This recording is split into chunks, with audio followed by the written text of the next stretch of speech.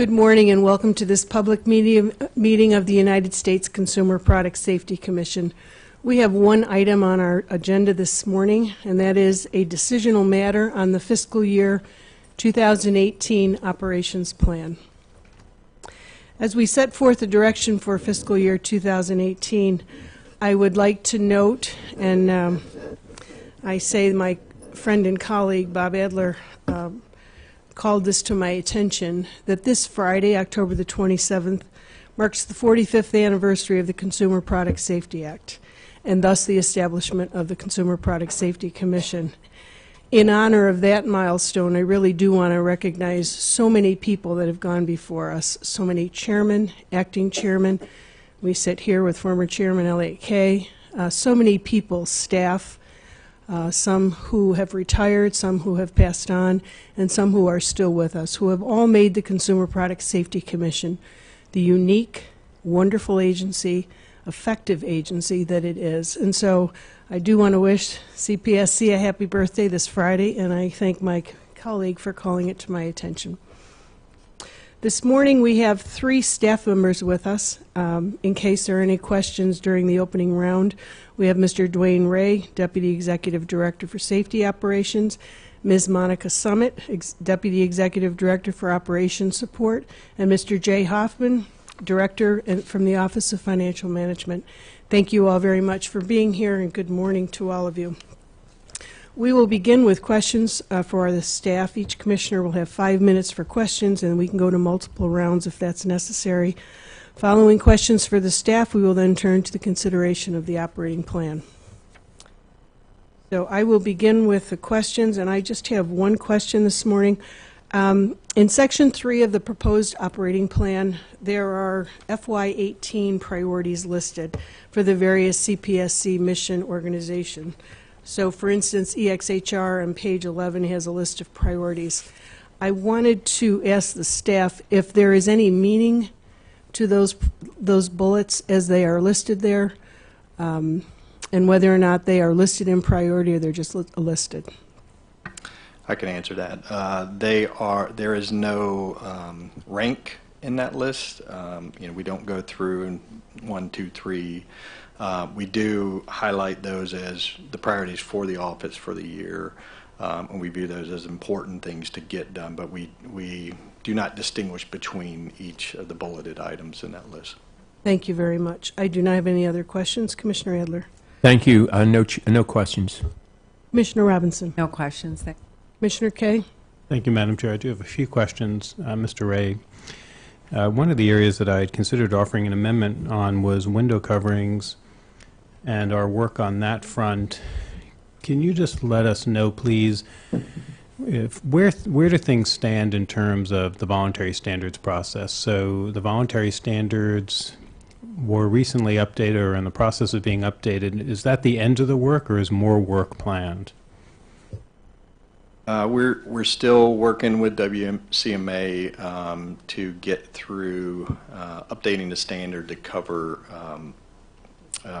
stock product at this point, as they've agreed to work with.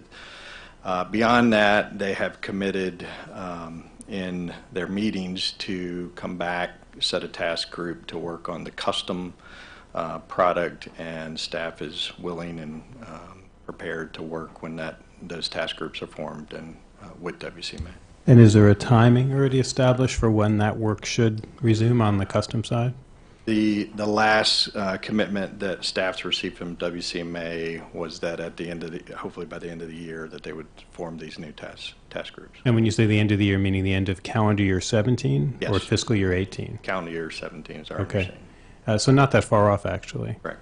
And as part of that work, and really throughout, it has been very helpful when staff has written letters and provided its technical input into what the standard should look like, and we have often referred to them in shorthand as Borlace 1, Borlace 2, Borlace 3 for the letters that staff has written. Does staff plan to weigh in with some type of document about the changes that it believes are necessary to address the remaining hazard pattern associated with custom? I think the answer will be yes, as these task groups are formed and the topics get gelled around. like we do in any of our voluntary standard activities, we provide that feedback and input as appropriate. Can we count on those things, though, as they have been in the past, being put on the website and keeping the public informed as to what staff's views are? Yeah, so staff's plan would be that, just getting those cleared and put up there like we have within the existing voluntary standard process. Great, thank you. That would be important. And on one other topic that is related to an amendment I do plan to offer, the Commission approved an amendment to the mid-year in the prior fiscal year that would have allocated funding to start publishing, in furtherance of recall effectiveness, monthly progress reports, which show how the public is responding really to the various recalls. And I'm curious to know, please, it's been now a bit of time since that amendment passed, if you can give us an update as to where things stand and what kind of assurance you can provide that that will actually be seen through. Staff is currently working through the details to do that. There are things within the process that I personally didn't anticipate when we first started looking at this that we're working through. I would say that where we are at this point, we're still working through some of those details, but we plan to execute the direction that the Commission provided in the amendment. Great, thank you. No more questions. Thank you. Are there any other questions? Having heard no further questions, staff is excused from the table, and again, my sincere thanks to all of you. We are now going to turn to the FY 2018 operating plan as proposed by staff and any amendments to the ops plan as proposed. I will begin by offering a manager's amendment, and for the sake of convenience and in the spirit of compromise, each commissioner has combined many of our amendments into a manager's amendment. Is there a second? Second. Thank you. Having heard a second, we will now move to consider the manager's amendment. Each commissioner will have 5 minutes to discuss the amendment, and I will begin. My amendment requests that on page 15 of the operating plan, under the project code 23259, chemical hazards, rulemaking activities, that the following language be added. Quote, the project also includes staff engagement with stakeholders to understand current use of organohalogen flame retardants, OFRs, and alternatives to OFRs in electronic casings, including how the use or the non-use of OFRs impacts fire safety. Recently, the Commission decided to begin rulemaking on organohalogens, flame retardants, in 4 consumer product safety groups, including electronic casings. It's my hope that this work, conducted as a result of this amendment, will inform the Commission as to whether or not a ban would have any adverse effect on fire safety.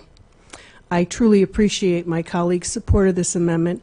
In addition to my amendment, I am very supportive of the work being done on the Internet of Things, the amendment that will be offered by my colleague, Commissioner Kay, high energy density batteries, and portable generators. All of these have been a priority areas for me as well, and I look forward to seeing the results of these amendments. I want to take this opportunity to thank my Commission colleagues, all of our staffs and our agency staff for all of the effort that went into developing this manager's amendment.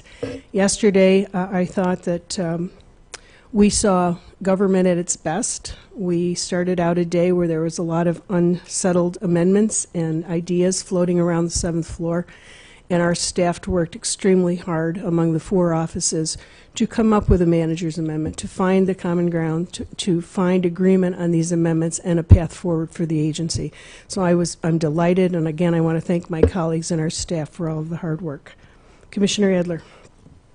Thank you very much, Madam Chair. And I have 2 sets of amendments that I'd briefly like to describe, but before I do that, I want to echo what you said. In particular, thanks to my colleagues, thanks to our personal staffs who did incredible work, and thanks to the staff who was meeting with us at the last minute. In particular, I want to thank the Chair for putting together a consensus document called a Manager's Amendment. I think that is a terrific document, and I hope we can continue to work together along those lines. So the first amendments I want to offer are very simple but important. It moves the Voluntary Standards Project to develop sensors that would shut down furnaces when they produce excessive levels of carbon monoxide from a strictly voluntary standards activity to a possible mandatory standard project. As most of us know, CPSC staff has been working with the furnace industry for well over a decade to develop performance standards to address deaths from CO poisoning. Sadly, the industry has not been terribly cooperative over the years.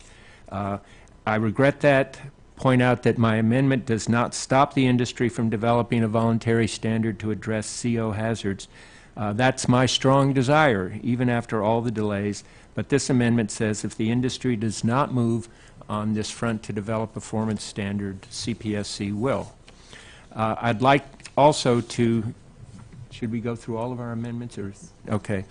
I'd like also to discuss my amendment on organohalogens. This amendment, which has gone through several iterations, thank you, staff, for your feedback. I truly appreciate it. It would begin the process of implementing the Commission's September 20th decision on organohalogens. I'm mindful that our decision potentially could consume a lot of staff resources and contract dollars if we don't move carefully and thoughtfully. Accordingly, after extensive discussions with staff to figure out a way forward on this project that balances progress on the project with the reality of our diminished resources, what seems to make the most sense is to spell out in a carefully defined way what we would like the National Academy of Sciences to do with respect to convening and administering a CHAP. So consistent with CPSC's decision on OFRs, that is organohalogen flame retardants, we're not asking the CHAP to review OFRs chemical by chemical, which is a task that would last longer than our time on Earth. Instead, we're asking the CHAP to identify and apply generally accepted scientific methodologies for assessing the toxicity and exposure of OFR risks as a class. Implicit in this direction is the idea that the CHAP would provide any useful methodologies for filling in data gaps as necessary. Also, we would direct the CHAP to consider that consumers are typically exposed not just to a single organohalogen flame retardant additive, but rather to a mixture of such chemicals. Before making any major expenditure, staff suggested that we obtain an assessment of the cost, time frame, and approach of NAS, National Academy of Sciences, in the convening and administering of a CHAP, and to invite any alternative approach to using a CHAP that NAS might propose. In other words, rather than dictate how to do the job, we should be open to any other approach that might be better than the one we propose. I concur with this suggestion, and my amendment incorporates that. Thank you. Thank you, Commissioner Adler. Commissioner Robinson. I have two amendments that I have. One is on page 35 under fiscal year 2018 priority activities. Add the following bullet point with the following language, quote, the Data Management Working Group will explore systems to aggregate and analyze external structured and unstructured data to enhance CPSC's ability to detect emerging hazards and the sale of non-compliant goods and recalled products and make recommendations as appropriate. Everyone knows that I've been absolutely obsessed the last 4 years over trying to improve our very antiquated data sets and our use of them. That includes product injury-related data, data on the real costs of injuries, and finding ways of getting our data to consumers. I've written statements, blogs, and articles and presented on panels about our data and all the ways I think we could improve the quantity and quality. My staff and I have engaged in extensive outreach to lawyers, medical professionals, and urgent care facilities about reporting consumer product-related incidents on saferproducts.gov. We initiated efforts to declare the CPSC a public health authority so it's HIPAA exempt and medical professionals can report to us more openly. We researched and proposed litigation guidance for courts and private parties to exempt the CPSC when issuing orders and settlement agreements that would otherwise prohibit sharing of certain consumer product-related injury and death data. We worked with Consumers Union reports to establish a process for them to share consumer product-related injury data with the CPSC. We met with organizations such as the World Bank, McKinsey, Deloitte, Bloomberg, Gates Foundation, Robert Wood Johnson Foundation, and others to discuss ways in which the CPSC can gather, analyze, and share more and better consumer product-related data. We analyzed current approaches in private industry and other government agencies regarding big data issues such as aggregation, integration, analytics, visualization, and how to best leverage an organization's current data sets, as well as how to include additional unstructured and messy data into an organization's data portfolio. We even got a data field added in the National Child Death Review reports for deaths involving consumer products, and which encourages reporting to CPSC. And my staff and I, as you all know, were hugely involved in organizing CPSC's first ever data hearing, and at that hearing we all heard from many experts at other government agencies as well as private industry on possibilities of improving CPSC's data. Some of the testimony focused on aggregating external data, both structured and unstructured, from many sources, such as Twitter, Facebook, Amazon product reviews, media, online platforms, and so forth, and hosting them in one system so that data mining and analysis could be performed. The result of this approach over the long term is cheaper, more accurate, more effective ways to process data and to analyze results across much larger data sets. This work would help the CPSC identify emerging hazards more quickly, as well as possibly identify more times when recalled products are being sold. We've been pushing the CPSC since then, and I think that this amendment will leverage the power of CPSC's newly created data management working group and give them the power to explore these types of solutions. The second amendment added a new bullet point on page 11 to, quote, explore and evaluate opportunities to cooperate with academic institutions researching global health incident data and healthcare spending to enhance CPSC's data collection and analysis and its evaluation of injury costs. Complete and accurate data are absolutely essential to everything that we do. While NICE is the only system internationally that can provide population-wide injury estimates, and CPSC collects a wide range of anecdotal injury and death data, there are important ways we can improve it. Boaz and I recently went to Seattle to meet with the staff at the Institute of Health Metrics and Evaluation to talk about the work that they do and tell them about CPSC's work, our data, as well as discuss ways we could work together. IHME was started with a generous donation from the Gates Foundation, whose efforts in global health very much depend on extensive and reliable data that are analyzed through IHME. They have amassed an unparalleled collection of global health metrics, which it is systematized and standardized to allow searching across a wide variety of sources, and they've done in-depth research on U.S. spending on health care. Its resources and capabilities are very impressive, and it's institutions like this and others who are, I'm sure, also focusing on public health and injury prevention that this amendment is intended to be used to allow our expert EXHR staff the opportunity to continue to explore the work of such outside academics in this field and build cooperative relationships. Thank you, Commissioner Robinson. Commissioner Kay. Thank you, Madam Chair, and thank you for the leadership in bringing together this manager's amendment. We did have a number of contributions as well. I'll touch on just a few of them. You mentioned Internet of Things. Certainly it has been a priority for a while to try to make sure we're better positioning the agency to be aware of emerging hazards, and Internet of Things is probably at the top of that list. Similarly, we've learned enough from high-density batteries at currently lithium-ion, but who knows what other technologies are coming, that we need to do more and we need to get ahead of those, and the staff has been doing excellent work on that. And so part of our contributions would be having some deliverable for staff to let the public know where we stand and where we think we should be going on this work.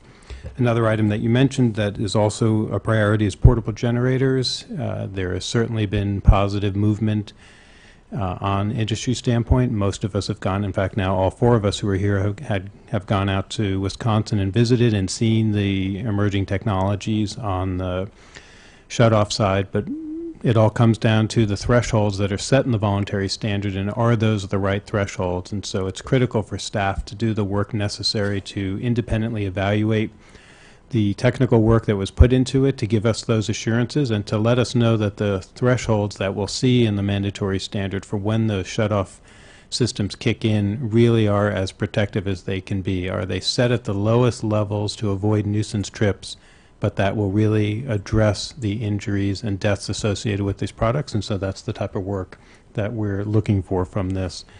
There are a couple of other areas in the manager's amendment that we're pleased to have included. One of them, or two of them, deal with our Office of Communications, and the first is micro-targeting. We do have very limited resources, and it is critical that we are making sure that our communications are getting to the populations that are most affected by the hazards. And then similar to that, because we are not able to spend unlimited funds on our education campaigns, I do think it's critical that we take a step back at some point and really work hard to evaluate their effectiveness. Are they doing what they're supposed to be doing? Are we spending our money wisely? Can we say that there is some correlation between what we see as changes in injury and death patterns and the money we spend on educating the public? So thank you for including them. I wouldn't want anyone to think that Commissioner Mohorovic had to leave for this to happen. If anything, we're actually channeling his advice that he gave us on the way out of trying to work together as collaboratively as possible, and I'm sure that if he had still been here, this would have happened the same way anyway. Thank you. Thank you, Commissioner Kay. Thank you to all of my colleagues. We will now vote. We will now move to vote on the manager's amendments. Commissioner Adler, how do you vote? Aye. Commissioner Robinson? Aye. Commissioner Kay? Aye. And I vote aye. The ayes are 4 and the nays are 0. The manager amendment has been passed. Are there any other amendments? I have an amendment, Madam Chair. Thank you, Commissioner Kay. I will recognize you for your amendment. I will ask you to describe it for up to 3 minutes, and then after the conclusion of that, I will ask for a second. Great, thank you. And my amendment has already been previously distributed. It addresses 2 areas that actually are already underway at the Commission, and just want to reinforce those and have them noted specifically in the operating plan if the amendment were to pass. The first has to do with the topic I raised with Mr. Ray during the question and answer session, which is the publication of monthly progress reports. This is something the Commission has already agreed to do. It's approved work. It's moving along, as my understanding. I think that anybody who supports open government and transparency at a general level and more specific recall effectiveness should be supportive of this effort. All this is doing is saying, let's push out to the public, instead of doing it in response to individual FOIA requests, let's push out to the public on a more systematic basis information that allows the public to gauge the effectiveness of various recalls. And certainly there have been high-profile recalls of late where we've all been concerned about the number of consumers who are responding or not responding to that recall. And this is to try to better inform the public and really us and the recalling firms and all be on the same page about what might be working and what's not. So I'm hopeful that this is non-controversial and that everyone is supportive of it. And the second item, again, is reinforcing work that the Commission is already doing, and this is to continue the direction to the staff that as we participate in the voluntary standards process associated with addressing flammability hazards with furniture, that none of the work that we are promoting would unintentionally lead to the use of harmful chemicals to address that important fire hazard. Fire hazard has to be addressed. It's a real issue, but we shouldn't address one hazard by creating another hazard, especially when it's already been proven to us that the population that bears the brunt of those chemicals are the most vulnerable among us. So the second part of this amendment would continue the direction to staff that as they work on the voluntary standards, they don't support any efforts that would lead to the use or the continued use of harmful chemicals to address the fire hazard. Thank you, Madam Chair. Thank you, Commissioner Kay. Is there a second? I'll second it. Am I allowed to second as a chair? Sure. Should be asking our general counsel, not Commissioner. Having heard a second, we will now move to consideration of Commissioner Kay's amendment. Commissioners will ask their question, and then we will come back at the end, unless the commissioners want to yield their time for answers from Commissioner Kay. Each commissioner will have 5 minutes per round, and we can have multiple rounds if needed. I do not have any questions. Commissioner Adler? I don't have any questions, but I did want to underscore my strong support for the amendments. In particular, I note that Commissioner Kay has said while pursuing fire safety, and we have not neglected the need for fire safety, but I think he correctly stated we don't want to substitute one terrible hazard for a different hazard. And I notice he chose the word toxic chemicals. He doesn't even say chemicals. There may be, I'm still skeptical, but there may be chemicals out there that would operate in an effective way, but toxic, harmful chemicals should be off the table, and I think that's a good message for staff to send when they're engaged in voluntary standards activities, so I commend Commissioner Kay for this. Thank you, Commissioner Adler. Commissioner Robinson. No questions. I would just like to also say that I strongly support this. I believe this language is from the fiscal year 17 operating plan that we voted on a year ago, the one about the upholstered furniture flammability rulemaking. And I commend you for picking that up, because I didn't. And obviously, it's very important that we communicate that this is a strong priority of ours. And also, I very, very strongly support publishing the monthly corrective action plan progress reports. I think it's a way of just making this agency better. And so, thank you for bringing this amendment.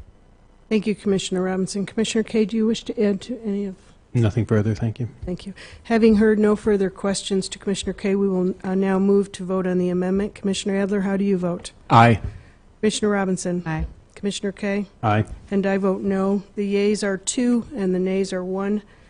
I'm sorry, the yeas are 3 and the nays are 1. The amendment by Commissioner Kay has been adopted. Are there any additional amendments? Having heard no further amendments, we will now turn to consideration of the fiscal year 2018 operating plan as amended. Each commissioner will have up to 10 minutes for closing remarks after the conclusion of all votes. But at this time, does anyone else wish to be heard before we vote on the operating plan as amended?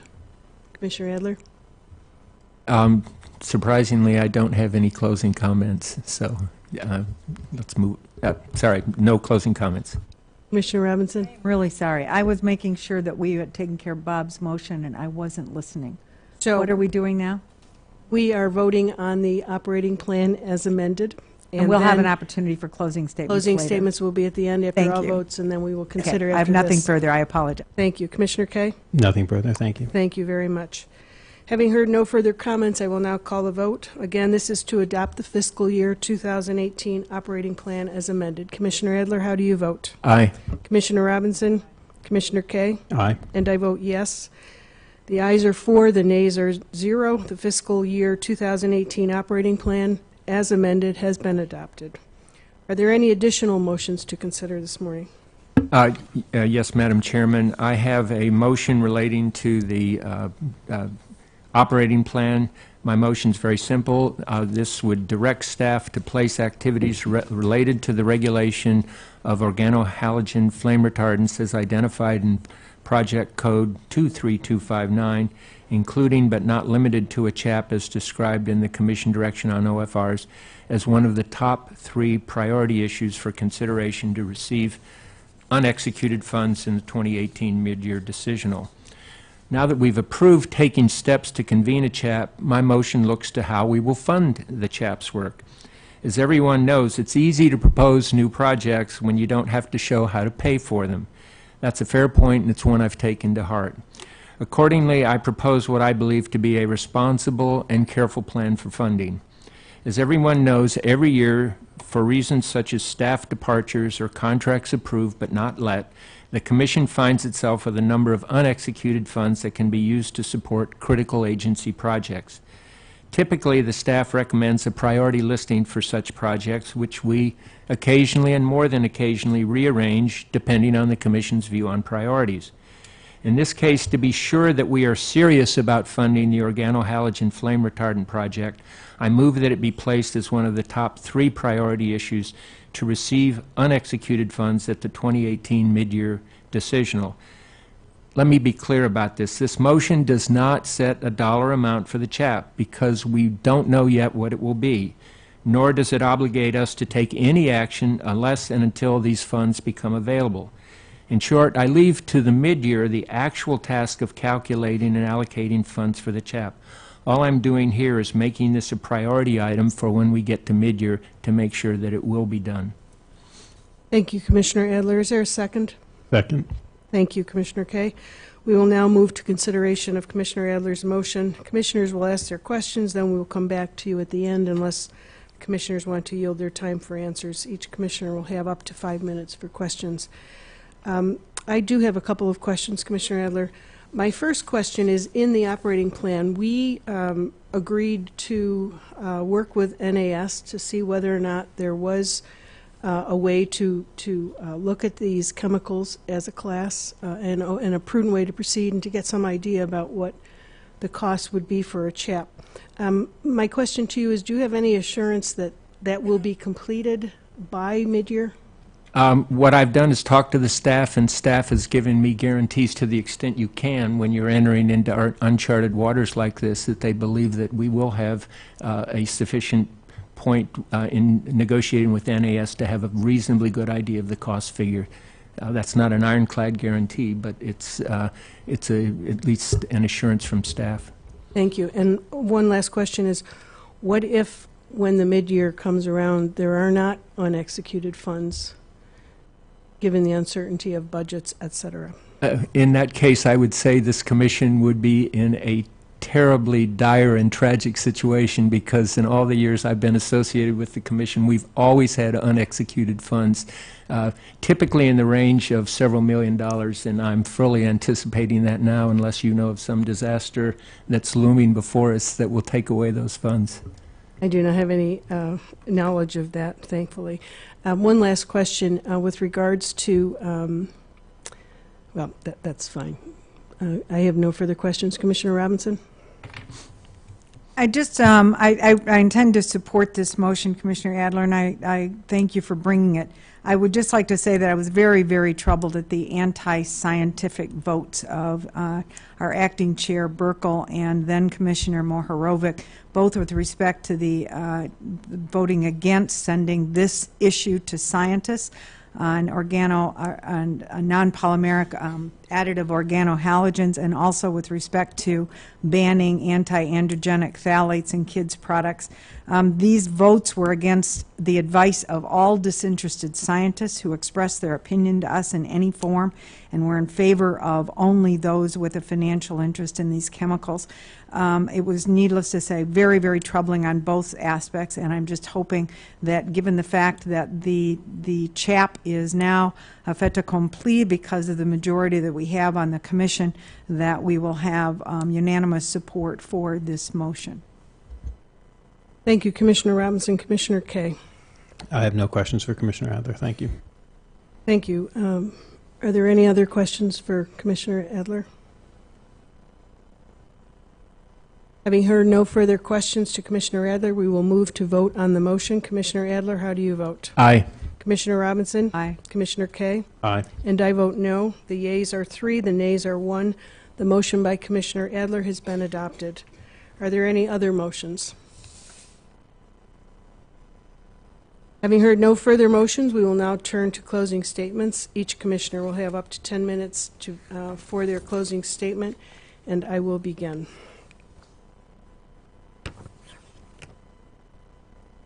I want to begin again by expressing my gratitude to staff for all of their efforts in putting together the FY18 operating plan, particularly our Executive Director, Patricia Adkins, Dwayne Ray, George Borlace, Jay Hoffman, James Baker, and Monica Summit.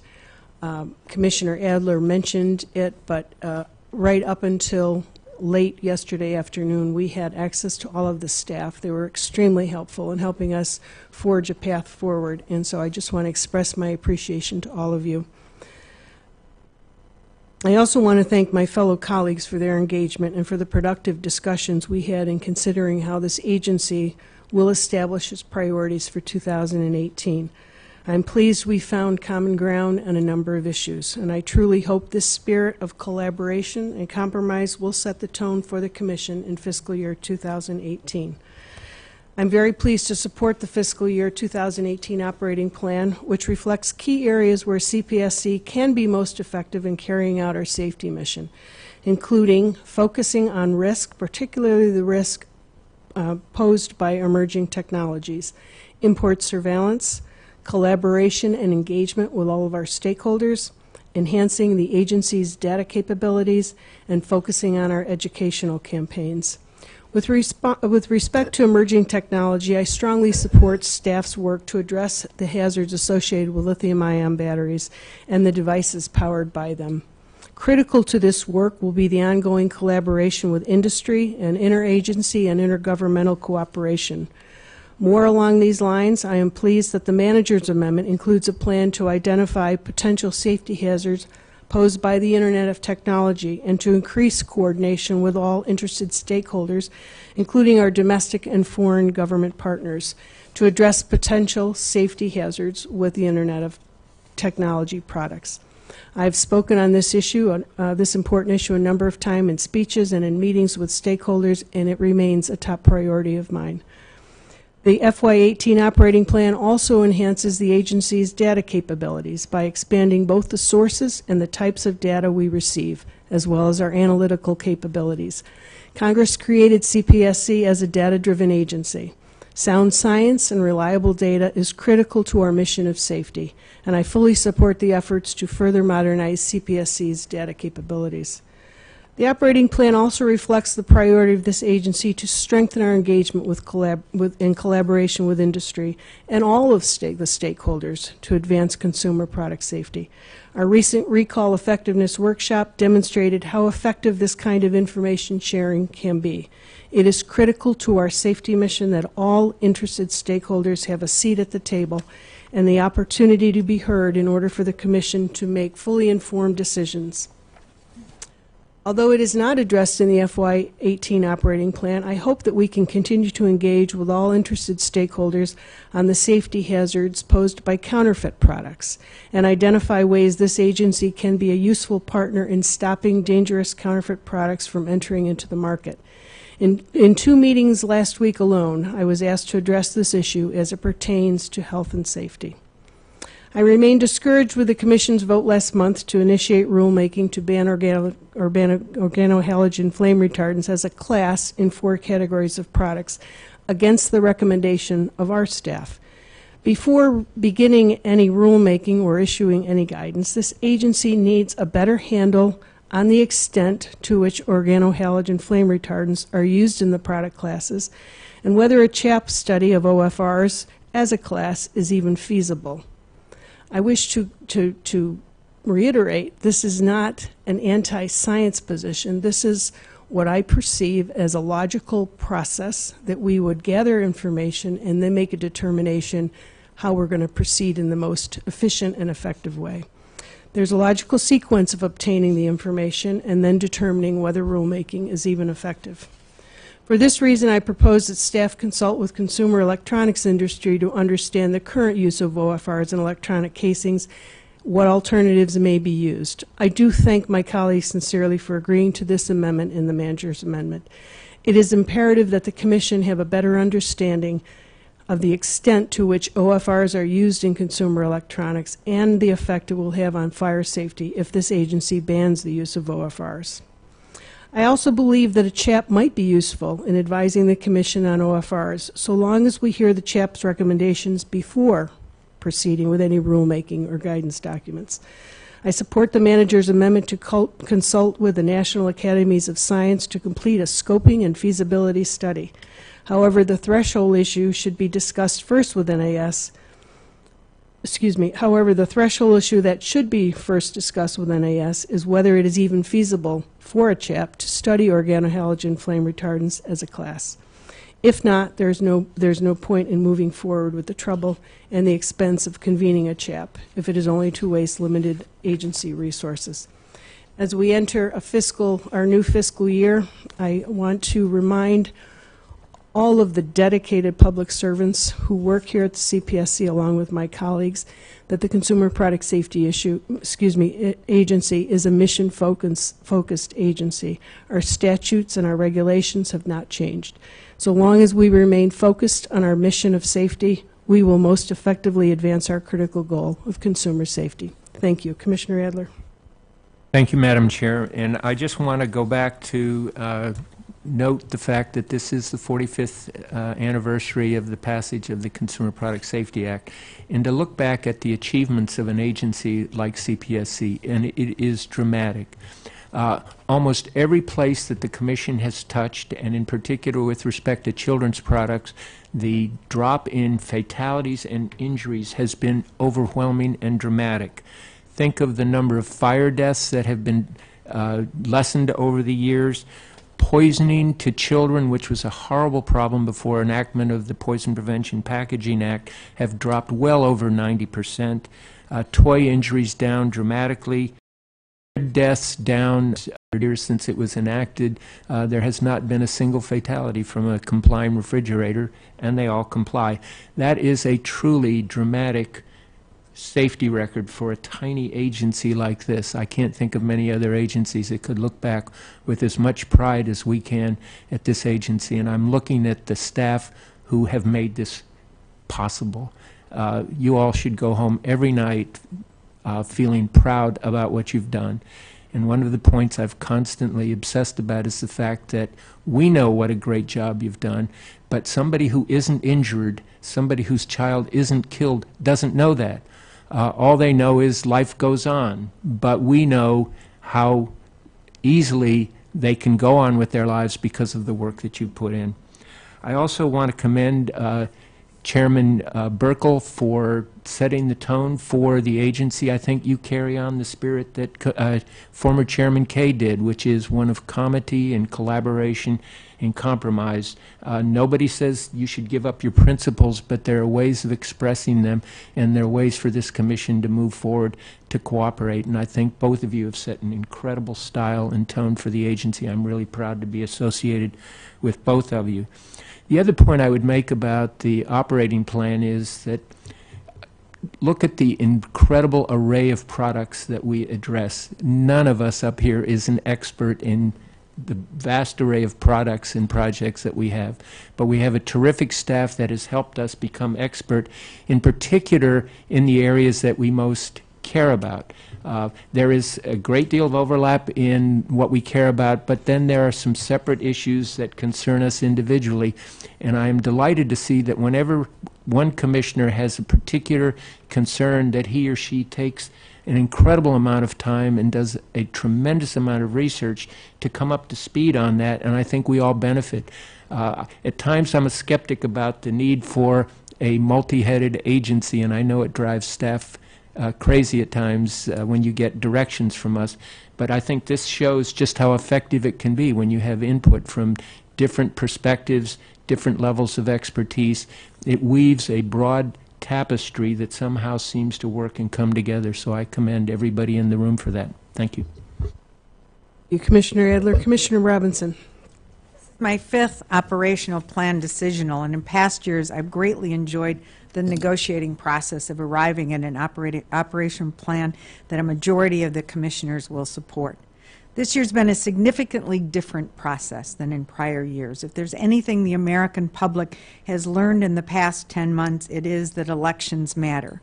And the results of this past election will end up affecting each and every one of us in very real and practical ways for generations to come. The change in administration that occurred in January has resulted in a government unlike any we've seen before, Republican or Democrat. CPSC has been spared so far what is taking place in so many other parts of the executive branch, the wholesale dismantling of government regulations that are needed to protect Americans and people from the regulated industries taking over the agencies. As so many in the regulated community have indicated through their publications and their dealings with us, that is about to change when I am no longer a commissioner. This 2018 op plan, completed under the direction of our acting chair Burkle, along with the downsizing of our agency necessitated by recent budget cuts, clearly show that there will be a dismantling of the protections of the CPSC that they were designed to give consumers. So it's with a heavy heart that I voted for this amended op plan, simply because I have no choice. The robust op plan I would prefer would never pass, and the agency simply has to have an op plan for the coming year. American consumers, particularly those with children, should be very concerned. I've said since day one of my time as a commissioner that consumer product safety should not be a partisan issue. Our children are not born Republican or Democrat. They're simply born vulnerable to the world we've created. And I've tried my hardest to make this job quasi-judicial, but that's not the reality of the CPSC today.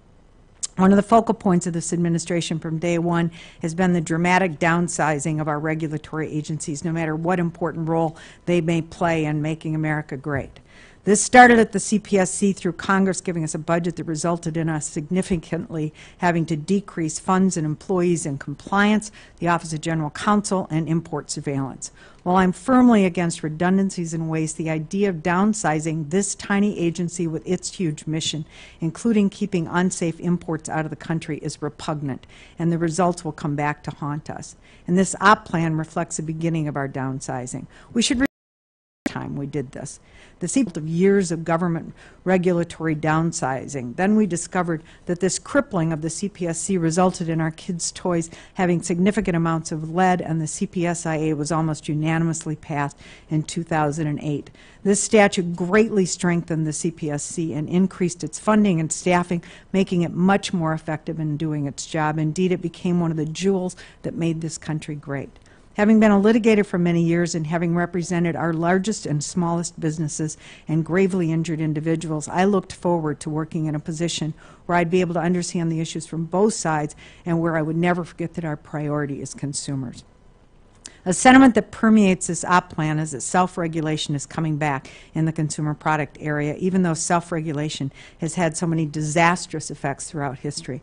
The final report of the National Commission on Product Safety that led to the formation of this agency 45 years ago concluded that self-regulation is legally unenforceable and patently inadequate.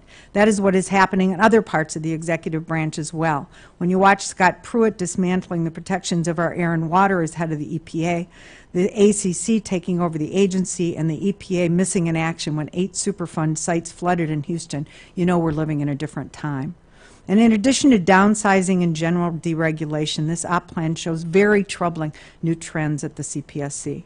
There's a 30% reduction in rulemaking activity. 4 mandatory rules on durable infant and nursery products were pushed back. And one area that I'm supremely concerned about is about our rulemaking with respect to portable generators, one of the most dangerous products that we regulate.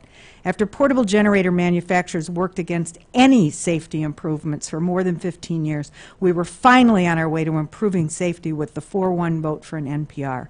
All but one person on my recent trip to visit manufacturers were very grateful for our NPR and voiced how this had forced industry to try to finally address the safety issue.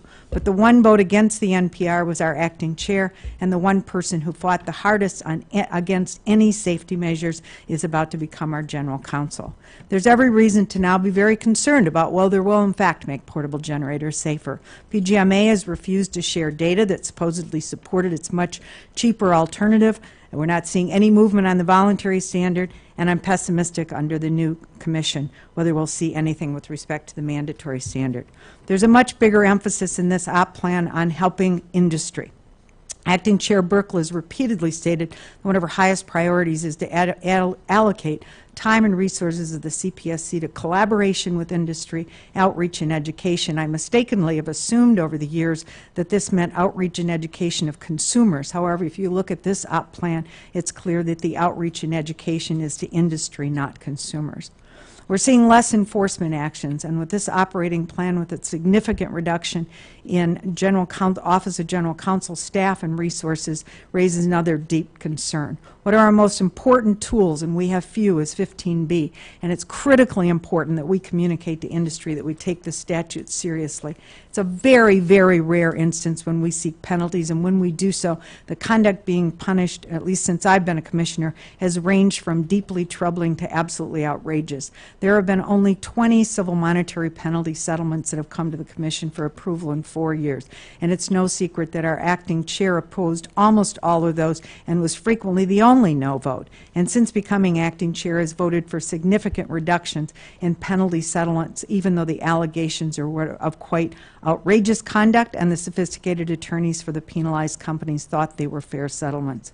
Recently, settlements have stopped coming to the Commission. It will be a travesty if under the current administration civil monetary penalty settlements cease. And with the staff reductions reflected in this op plan and the incredibly industry-friendly new leadership, I'm also worried about our recalls. Negotiating robust recalls is one of the most important things we do here. The interests of consumers and the interests of the recalling party are by definition almost always polar opposites. The less product returned, the more money the company saves, and they can still use the fact that they recalled in any litigation that ensues. And that's where we come in. I worry that if the CPSC's reputation is that we will always be on the side of industry, the ability to negotiate real and practical life-saving recalls will become impossible. It's clear that in recent months, many industries, some whose products are regularly killing young children, have significantly weakened what they're willing to do to get dangerous products off the market. Reducing compliance staff will only exacerbate that problem. And at first blush, this may all look very good for industry, even if it's bad for consumers. But I'll tell you, from having sat in those closed-door corporate meetings, the best results for all concerned would be an agency that is highly respected throughout the regulated community and with consumers for consistently providing an even playing field for all stakeholders and strongly enforcing laws and regulations, penalizing those who disobey those laws and regulations in a way that's more than just the cost of doing business. And while working with industry, make sure they understand that our priority is always consumers and not saving them money. If instead our reputation is one of being weak, of always siding with the party with the most money and against consumers, never really meaning anything we say with respect to safety, never punishing those who do not comply with our regulations, it will be bad for the regulated community, their products, as well as consumers. And I ask you, why do we even exist if we're only doing industry's bidding? They can do voluntary standards and educate themselves without us. If we fail in fulfilling our purpose, the only recourse consumers will have through our court system, and I suggest to you that everybody loses if that's the case. But the CPSC will be whatever it turns into. There's nothing that would make me happier than being wrong about the direction it seems that the CPSC is going. I really do want this agency, for which I have developed such high regard, to not be reduced, as they said in Alice in Wonderland, to losing its muchness. Acting Chairman Burkle and I began at the CPSC at the same time. As delighted as I find her personally, many of you know that she and I disagree on virtually every substantive policy issue because we start at different points.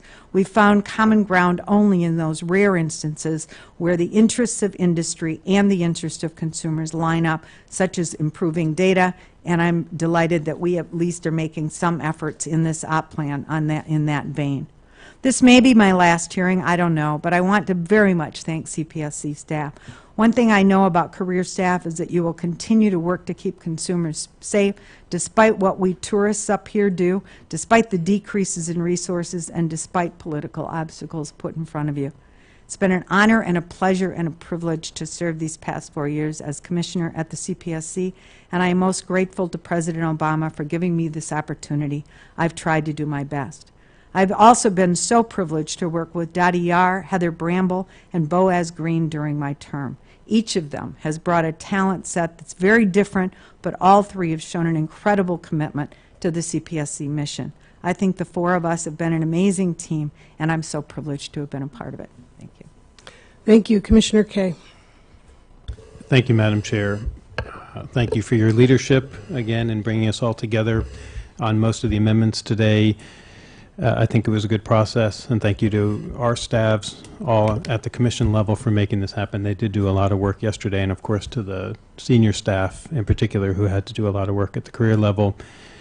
I do want to also thank Commissioner Robinson. If this is your last hearing, I want to thank you for the years working together. We certainly had our moments, as I think people saw up here publicly on various issues.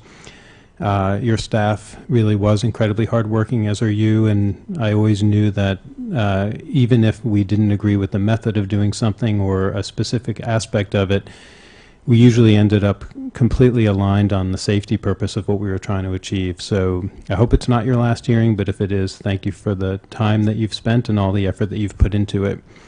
I do want to note that I do sense in the operating plan just a hint of a drift away from our core safety mission. And I'm not suggesting that there's anything nefarious in that.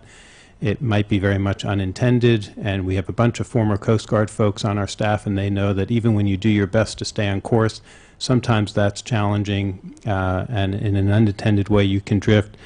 So I wanted to put down a marker. I hope that that's not the case. Certainly the idea of economic development is a critical mission. It's just not our mission. And so we're not, as Commissioner Moore famously said up here a number of years ago, we're not the Business Protection Bureau. We're not an Economic Development Council. Those are very valid and very legitimate and important functions for the United States government to pursue. They're just not what we're supposed to be doing. And so I thought it was very appropriate that Commissioner Adler noted the 45th anniversary, and Chairman Burkle noted that as well, of the Consumer Product Safety Act. I think our mission is clear, and I do think it's important that we continue to stay focused on that mission. Every administration, I'd be the first to say this, is entitled to pursue its own priorities, but they have to stay within the band of the critical safety work that Congress has charged us with doing. So I think it's worth those in Congress who pay attention to consumer safety issues and the media and the consumer groups and other stakeholders to just keep an eye out and to hold our feet to the fire and to make sure that we do stay true to the core safety work that this agency has to continue to do. That, of course, gets done by the staff, and we are all very grateful for the work that gets put into it. It's a thin package, thanks to Jay Hoffman and his work as Chief Financial Officer, and James Baker as our Chief Budget Officer, and really trying to make it as lean as possible and still keep the critical information that needs to be in there, but it doesn't really reveal how much work goes into it and how early in the process that starts. That starts months and months earlier at all the different division levels in gathering all the critical data. And so while that's not obvious to the public, it's certainly something that we all appreciate and we value very much, and we are the beneficiaries of that great staff work. So thank you for that, and thank you again, Madam Chair, for your leadership. Thank you very much. Thank you again to all of our staff, and as well as the agency staff, those who presented today. Thank you to the Office of the Secretary, Office of Executive Director, General Counsel Mary Boyle, and John McGugan, our AV specialist, for facilitating today's hearing. I was remiss, I should have mentioned it earlier. We are pleased in my office to welcome Charlene Schwartz-McGowan as our new special assistant. So she joins us today on the dais, and I'm very happy to have her as a member of our team. Again, thank you. Thank you to all of you who helped get this operating plan up to us. I think Commissioner Kay was really very articulate in the work that goes into this document. And what comes up to us, we have no idea of what went into it before we got it. And again, thank you to our staffs, and this concludes this meeting of the Consumer Product Safety Commission.